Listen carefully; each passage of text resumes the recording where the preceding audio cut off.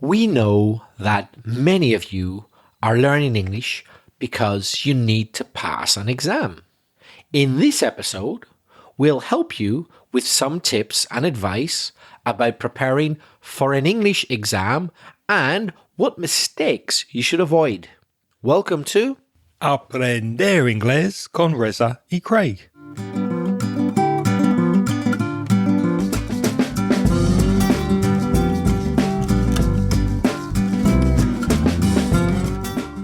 Hi, I'm Reza. And my name's Craig. And with nearly 50 years of teaching between us, we'll help you improve your English and take it to the next level. So, Craig, how are things? Things are very good. I'm feeling wonderful. My B2 first course is finally finished. I'm really happy about that. And I'm taking a couple of days to relax a little bit before I get back to work again. How are you doing? I'm fine, thanks. And can I say, I've seen a couple of things that Craig's prepared for that course, and it looks like it's going to be excellent. I would highly recommend it. That's very kind of you to say that. Thank you. If anyone is interested in preparing for the B2 exam, you can find details at englishmasterclass.podia.com. Now, that's quite difficult if you're in the gym or you're driving to write that down. The best thing to do is go to the show notes for this episode at inglespodcast.com/401 for this episode 401, or sign up for the newsletter at inglespodcast.com, and I'll be sending details out in the monthly newsletter. So, what's first this week, Reza? Let's get straight down to business with some feedback. We got a nice voice message all the way from Brazil from Jessica.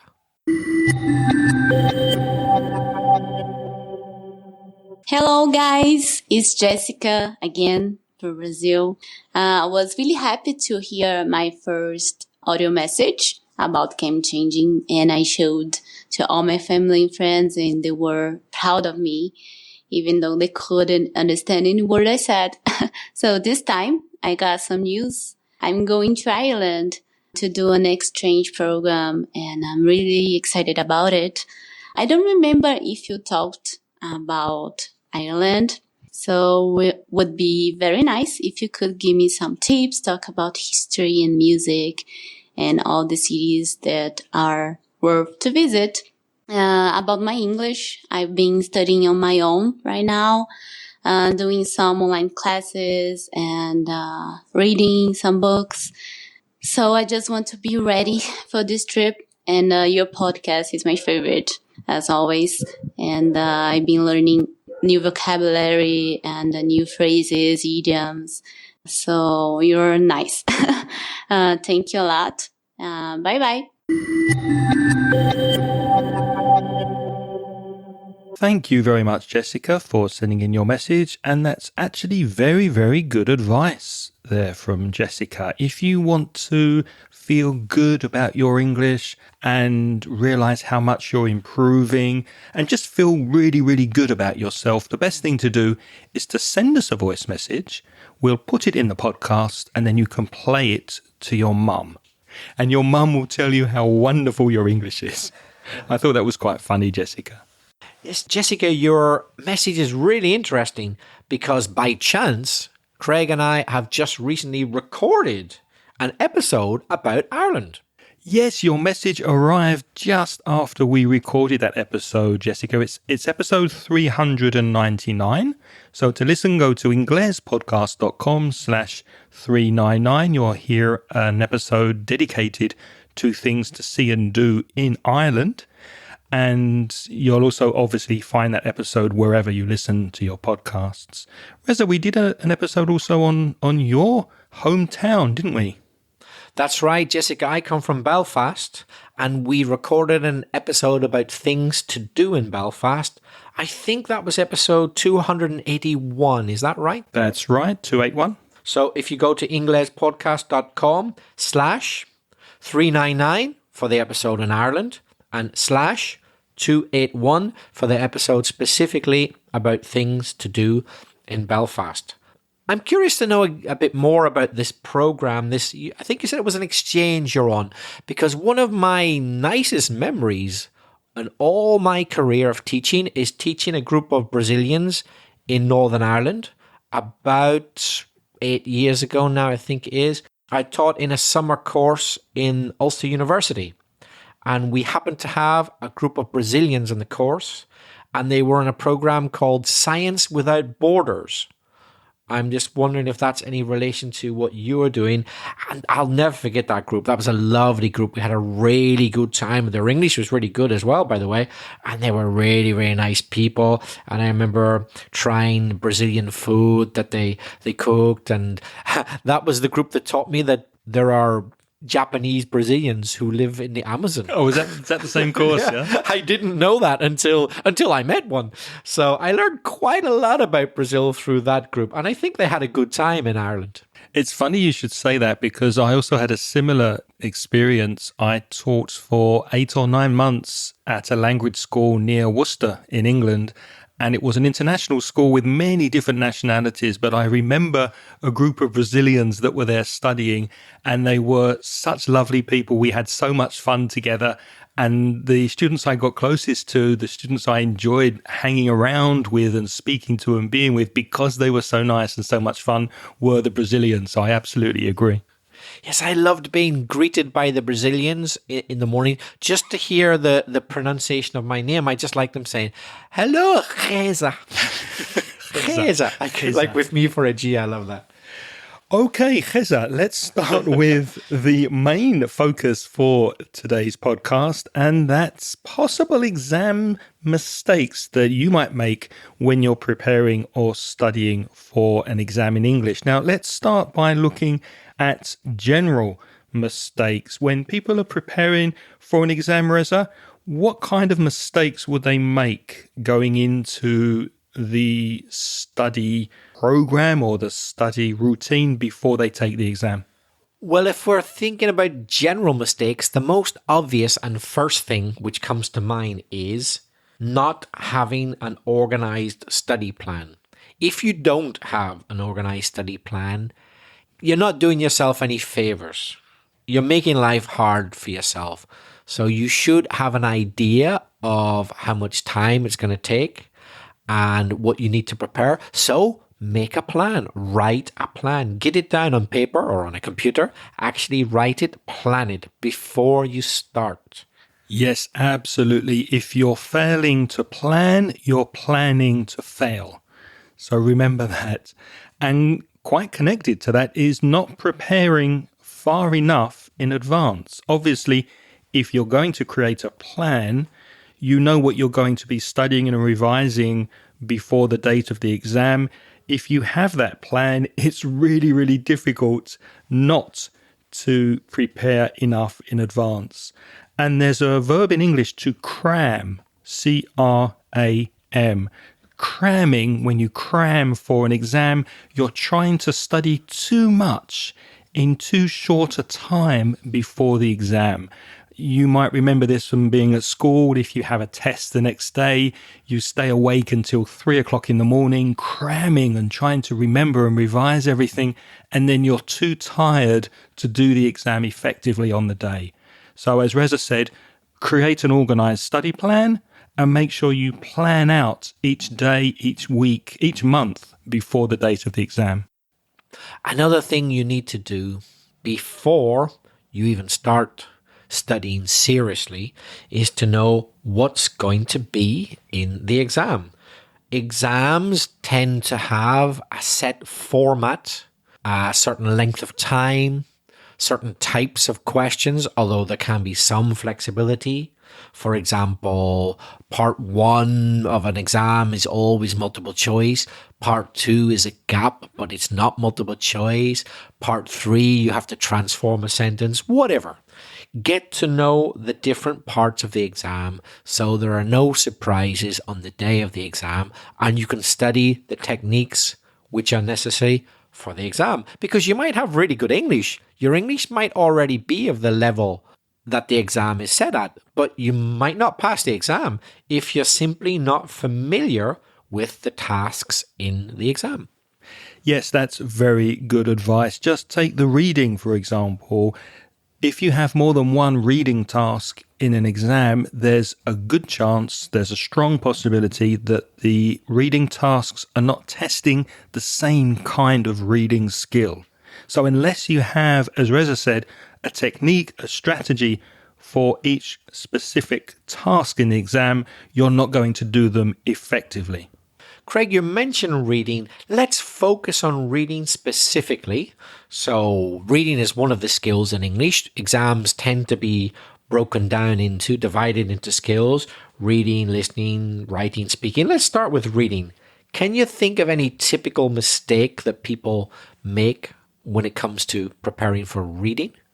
Yes, one of the mistakes that students might make is not reading extensively and widely before the exam, and that means reading from different sources. For example, blogs is one source of reading, one style, one kind of reading. You can also read a book, but you can read a fiction book and you can read a non-fiction book, and the styles will be different. You can read comics, which is a different style of reading. You can read subtitles in a movie or a TV series. So when you're reading, make sure you're reading from different sources so that you expose yourself to different styles and different text types. Yes, because if it's a Cambridge exam, for example, the B2 or the C1 or maybe the C2, they will go out of their way. That means they will make sure that there are different styles, different types of reading in the exam. It's not going to be all, for example, serious, formal text. There will be some which are very informal, some which will be serious, some will be light-hearted, some will be sarcastic. They'll make sure there's a variety. So if you've only read one style, if you've only used a very limited range of sources, you might be surprised by the text which you're not familiar with. So it is really important to read a different range of sources to get different styles, different registers. To add to what Rez has just said, it's also really important to notice what you're reading. What do I mean by that? Well, reading is a wonderful way of expanding and developing your vocabulary, but if you're not focusing on new words or the way words are used in a text, then you're not really advancing and improving.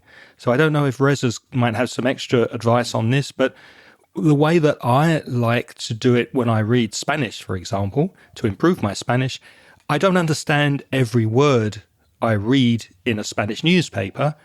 But really, it doesn't matter, because if I can understand more or less what I'm reading, I'm not going to stop and check every single word in the text. That just gets boring, it gets monotonous, and I lose concentration and I lose patience. But what I do is if I see a word that repeats and I become curious about that word because I've seen it more than once, and there the word is again, I think, oh, what does that mean?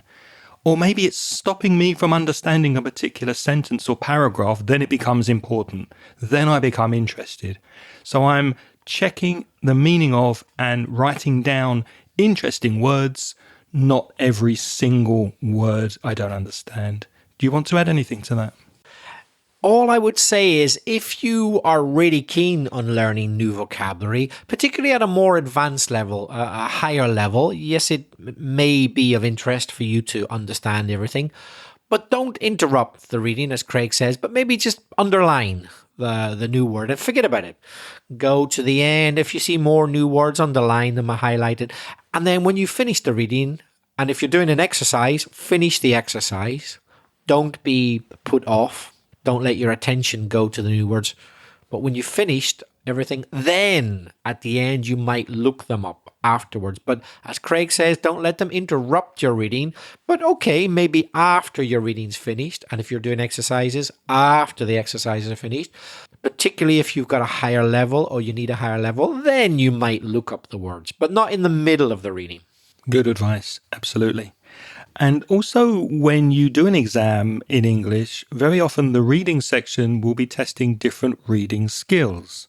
For example, there's one skill called skimming, and there's one skill called scanning, and they're different. It doesn't matter what those words really mean. Just think that you read differently when you read one or two paragraphs of a news webpage, for example, than if you're looking for a specific date or piece of information on a Wikipedia page. The difference is when you're reading the news item, you generally want to understand the gist or general message of the article, and that's skimming. Whereas scanning, when you're looking at a Wikipedia page, for example, to find some specific piece of information, that requires a different reading skill, and that's called scanning. So you need to be aware of these different skills. You need to practice these different skills, and you need to identify which parts of the reading section is focusing on which exam skill, and that will help you to do it more effectively. And the last point about reading is connected to Craig's point. It's about not using time efficiently. What's the connection? Well, by skimming and scanning, as Craig said, you will, if you do it right, you will use time efficiently. Because in most serious exams or exams which are widely accepted as good exams, they make sure that you don't, I repeat, that you don't have that much time to do it. It is planned. It's not bad planning. It's not they've made a mistake. It's not that the people who write the exam don't know what they're doing. Quite the contrary. They don't want you to have that much time to do it. Because if you had all day to do it, you could easily get 100%. But the thing is, in a B2 exam, if I give it to somebody with an A1 level, but I said, take all day to do it, they could probably get 100%. If they had all day to do it, but not if they got 10 minutes to do it. If they got 10 minutes to do it, then they're not going to get 100%. That's the thing. So they deliberately make sure that you don't have that much time because they want you to skim, read quickly the whole way through, and then scan, only go to the relevant information and get that to get the answers. If you try to read every single word in detail, you won't have enough time to do the exam. That will not be an efficient use of time. So you really do have to use the techniques that Craig has mentioned if you're going to use your time efficiently. And a very good example of that is in the B2 First use of English and reading part of the exam, for example. You've got some long reading texts. You need to read a lot of text. You've got some short grammar and vocabulary focused exercises that maybe don't take so much time. Now, everybody works differently. Everybody has different talents, but you need to know for you and how you work and how you do the exam, exactly how much time to give each section of the exam. Right, so let's move on to listening. What advice can we give for listening tests and exams? Well, the first piece of advice, I hope, is pretty obvious. It applies to anything in life. If you don't do it, you're not going to get better at it, right? So if you don't listen extensively and from a wide range of sources, you're not going to get better at it.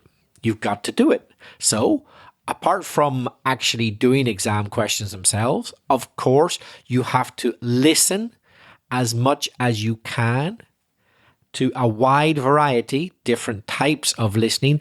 Could be a podcast, could be TV, although you're watching at the same time, but you're also listening. Could be pop music, could be, perhaps the best thing of all, speaking to a native speaker, live in person, a different variety of listening, and as much as possible. That's the best way to get good at listening. Would you agree? Absolutely. And you're already doing the right thing by listening to this podcast. But if you are a podcast listener, and of course you are, then you know there's a wide variety of different podcasts out there. So there's comedy podcasts, there's a news podcast, there's serious podcasts, TED Talks are on podcasts, and you can also listen to a wide range of different accents in English.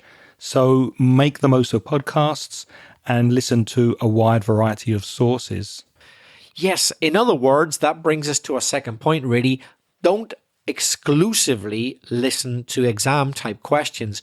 Yes, you should listen to exam type questions if you're going to do an exam. Obviously, we said that right at the start, didn't we? In our general advice, you need to practice the format, but not exclusively. Okay, unfortunately, you're not going to get the chance to listen to a podcast in your exam, but listening to a podcast, believe me, will improve your listening and help you do a listening exam. And as we mentioned before, in reading tests and reading exams, you need to focus on different techniques and strategies for the listening, because some listening tasks try to distract you from the answer. So you need to know which options, if it's multiple choice, is trying to distract you from the correct answer.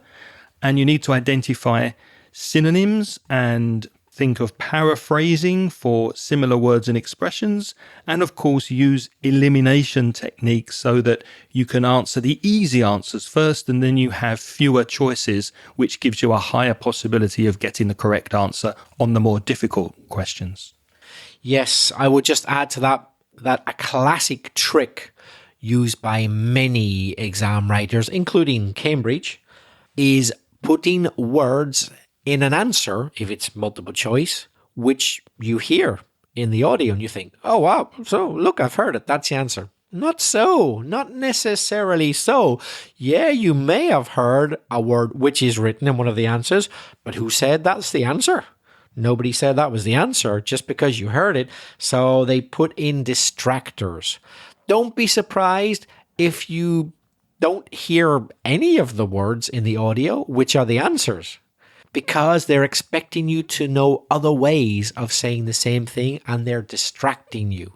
So imagine the question says, Peter felt, and you have a choice of interested, bored, happy, excited. Yeah. And he said, wow, I wouldn't exactly say I'm happy, but I'm really looking forward to it. Is the answer he's happy? No.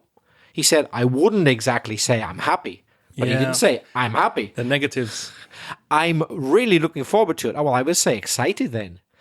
I didn't hear the word excited in the answer on the audio, but it is the answer, because if you say you're really looking forward to something, if my choice is happy, excited, or bored, then the answer is going to be excited. So they're going to say it in a different way. They're not going to give it to you on a plate. It's not going to be that easy. You're going to have to think of other ways that they might say what's written. So just because you hear the same word, it ain't necessarily so. Do you remember that song? It ain't necessarily so.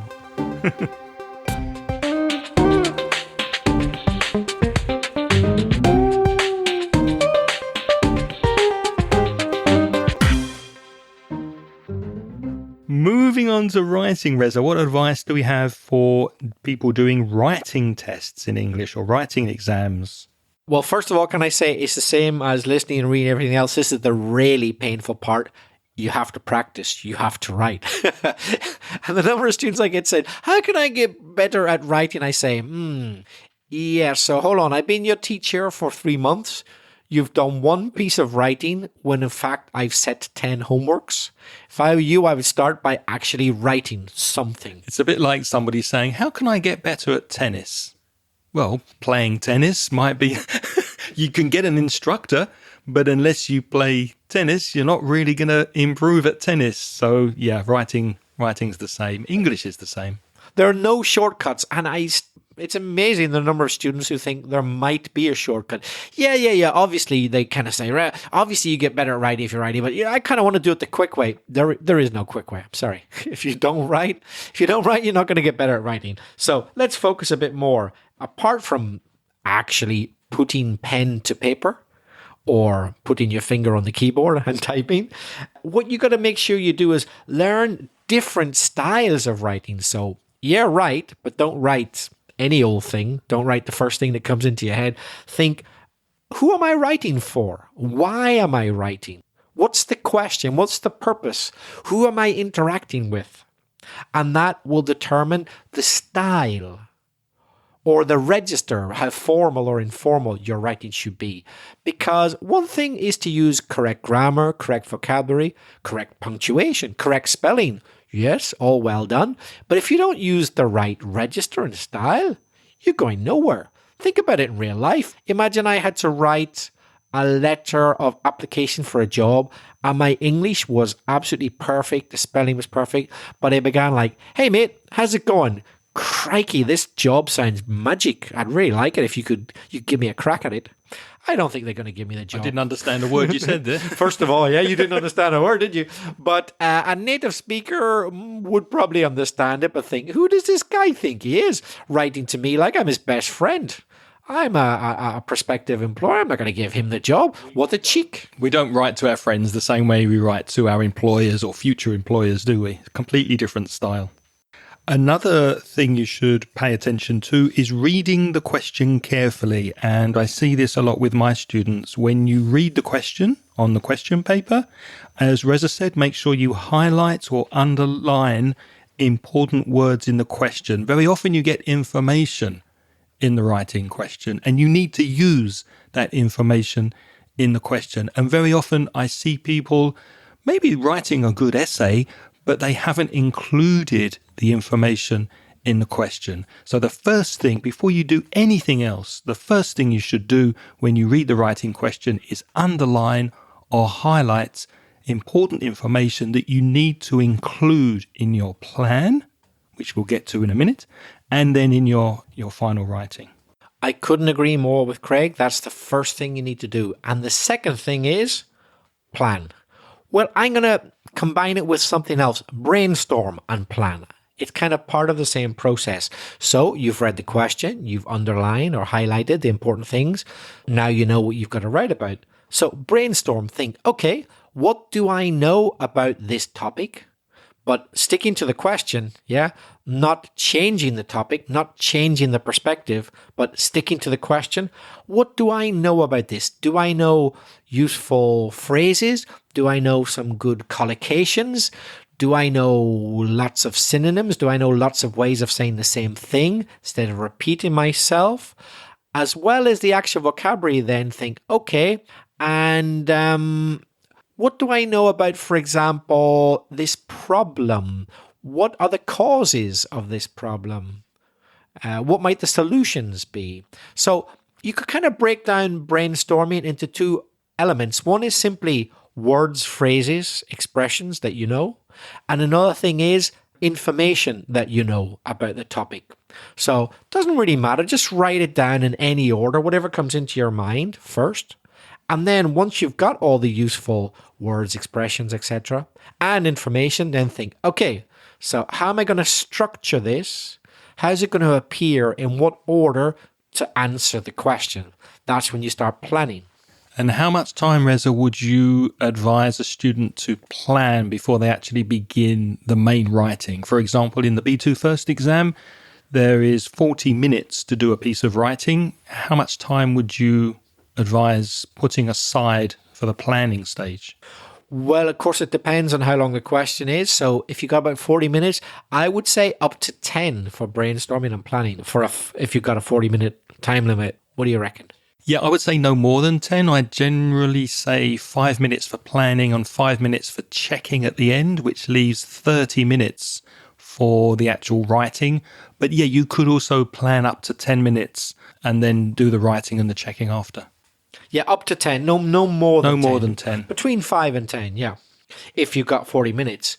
Obviously, if it's a different type of an exam, if you've got an exam where you've got 2 hours to write, you might take 15 minutes to plan. If you got to write something in 10 minutes, probably can only take a minute or two to plan. And I mentioned before checking at the end. Don't forget to do that. When you finish your writing, always leave at least 5 minutes because you need to be checking your spelling, your grammar, your punctuation, your collocation, everything, all the common mistakes that you know you usually make when you're writing.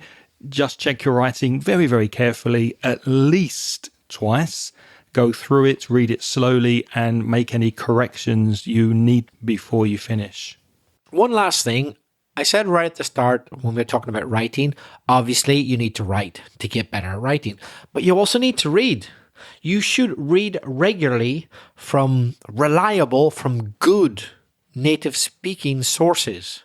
So good newspapers, good websites, reliable places written by native speakers who know what they're doing, who don't make mistakes. And, well, try and copy them. Try and write as well as they do. Let's move on to speaking, which makes a lot of English students nervous, and I understand why. But in my experience, it's usually not the most difficult part of an exam. I don't know if you would agree, Reza. I usually find more problems with students when it comes to the writing, for example, maybe the grammar, or even the reading and the listening. The speaking, usually students, at least here in Spain, do fairly well. Would you agree with that? I think it's more to do with confidence.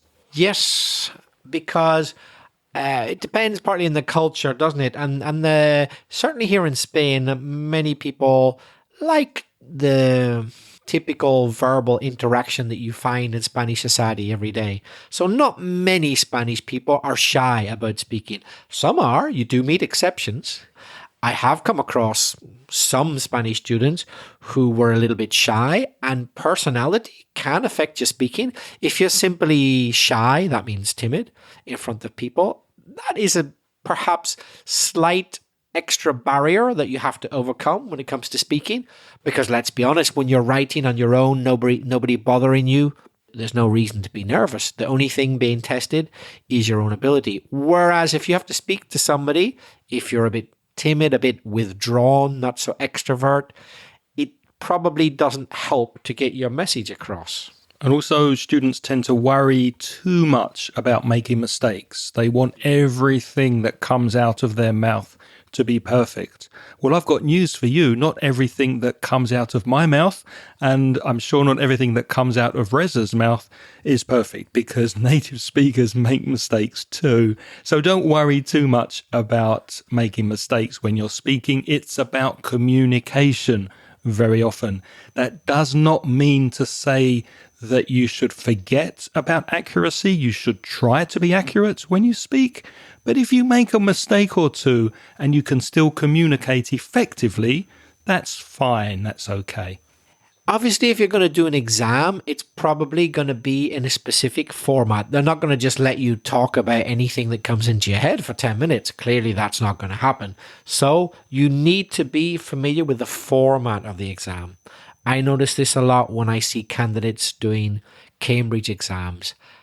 Maybe it shouldn't be like this in the ideal world, but I'm afraid it is, that I see candidates who have a pretty good level of English, but they just have never practiced the exam format before, and they don't talk enough. It's like, now you have 2 minutes to talk about blah, blah, blah, and they speak for 20 seconds in very good English. But I'm waiting to hear some more.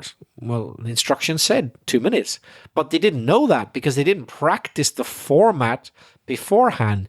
And so they have no choice but to take marks off them. The examiners have got to deduct marks. So be familiar. If they say discuss, discuss. If they say choose, choose. If they say interact with your partner, interact with your partner. So do what you're told to do. But find out before you go into the exam. Don't wait until the day of the exam and then you'll be really nervous and you won't even know what the examiner is saying. Have the format so well practiced that you know what you're going to be asked to do before you're asked to do it. Yeah, I've seen that many, many times, and it is such a shame. I've had candidates in the oral exam who have no idea what the speaking test is and what happens. And really, there's no excuse these days. There's so much information on YouTube and on the internet where you can see examples of the speaking test. So make sure you do your research and you're well prepared before you go into the room and do the test. A very effective way of practicing before your speaking test, and I mention this a lot in the B2 First course, is recording and practicing with your mobile phone. Most smartphones these days have a recording function. I'm sure you have one on your phone. So when you're practicing by yourself and you're working on your fluency, just open your recording app, record yourself doing a practice test, and then listen back to your speaking. Make a note of ways you can improve. Do you make any mistakes? How's your grammar? Is your pronunciation okay? Can you think of a better way of explaining what you've said? constant improvement. Keep recording yourself, then record again, play it back and try to improve. That's a very effective way of improving your English and your fluency. Another big mistake that I see time and time again in speaking exams is candidates who may or may not have very accurate English, but they don't use a wide enough variety of expressions. The student may even have perfect English. They may not make any mistakes at all. But you know what?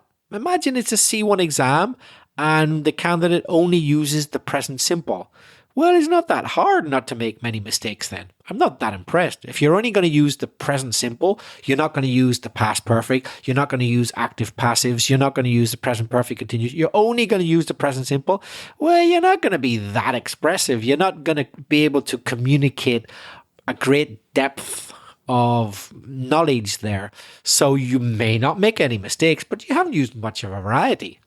And speak to your partner, speak to your partner about blah, blah, blah. So you speak to your partner about blah, blah, blah. And to hear 20 times from the same person, I agree, I don't agree. I agree, I agree, I do not agree. I agree, I agree. Do you agree? I agree. There are other ways of saying I agree. For example, you could say, I see your point. I'm not so sure. You could be right. Couldn't have said it better myself. Oh, do you think so? I'm not so sure. There are dozens, hundreds of ways of saying that, for example, you agree or you disagree with someone. Don't always use the same expressions. Use a variety. Have in your hard drive, in the old disco duro, in your brain, locked away and ready for use, kept in a good place, but easy access, lots of expressions to say the same thing. That's part of the marks in a speaking exam. It's not just about being correct, it's about variety of grammar and vocabulary. And how can you find these expressions that Rez is talking about? Well, you need to listen to native speakers and notice the language. Pay attention to the language. Have you ever heard a native speaker speaking, or maybe watched a TV series or listened to a podcast, and you've heard a specific expression or phrase? You think, oh, that's nice. I like that. That's what you should write down and use and practice and include in your speaking. Make a note of expressions that you like, especially focused on the exam task that you'll be doing, and make sure you have a wide variety that you can use during your test. Can I just go back to one thing that Craig mentioned earlier to end on that, because it's the most important, I think, when it comes to speaking? Don't worry too much about making mistakes. Yes, you will make some. I imagine if you didn't make any and you had a huge variety, well, you wouldn't need to be doing the exam. So you're probably going to make some mistakes. But if they're minor mistakes, and if you use a wide variety of expressions and you get your point across well, those few mistakes don't really make a big difference. The important thing is that you were confident, you were interactive, you expressed yourself well. That's going to mean that you passed the exam. Well, we hope you found this episode useful. If you have, please share it with your friends, let people know so that more people can benefit from this podcast. And if you are listening to this, there's a good chance you're preparing for an exam. If that exam is the Cambridge B2 First course, you may be interested in a course that I have online. You can find it at englishmasterclass.podia.com. Now, if you don't have a pen, if you're driving or on the exercise bicycle, don't worry. You can find that link in the show notes to this episode. Go to inglespodcast.com/401. Or to get latest news and information on that course, just sign up to the newsletter at inglespodcast.com. And now, as we said earlier, the most important thing of all, your turn to practice English. Use your English. Why don't you get in touch with us? The best thing of all would be to speak to us. So why not record a voice message and send it to us? Use speakpipe.com/ English podcast. You can find that in the notes if you can't remember. Speakpipe.com/English podcast and send us a voice message. Craig, what about if somebody hasn't quite got the nerve to send that voice message yet? What could they do? Well, I think they should do it anyway and say, hi, my name is, and where you're from, and that's it, and goodbye. So just say something in English. But if you insist on contacting us by email, you can reach me. I'm Craig, Craig, at EnglishPodcast.com, or emails to Reza should go to BelfastReza, that's REZA, at gmail.com. You might be interested in gaining access to even more material to help you with your English. In that case, I suggest you go to the Mansion Inglés store. So go to store, S-T-O-R-E. Store means the same as shop, by the way. STORE.mansioningles.net, N-E-T. And there you will find a variety of useful tools to help you with your reading, writing, speaking, and listening. And we can't finish the podcast without thanking all of our lovely sponsors who are helping us on Patreon. And they're helping us to continue producing these podcasts and the transcriptions to these podcasts. You can join our Patreon program for as little as $1.20 per month. That is the minimum to join the Patreon scheme. And you get instant access to recent transcriptions. That's all of the words we say. Go to Patreon, patreon.com/English podcast. That link, as always, in the show notes. We'd like to mention everybody by name, but we don't have time because it's quite a lot of sponsors. So what we usually do is just mention the people who've most recently joined us, the people who've joined the Patreon scheme this month. And they are Christian, Alberto Valverde Conde, and Mac Flo.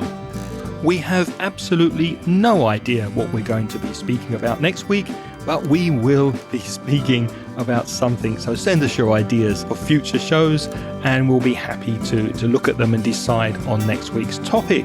But thank you so much for being with us this week. Until next time, have a wonderful week. It's goodbye from Reza. And it's bye-bye from Craig. The music in this podcast is by Piers. The track is called See You Later.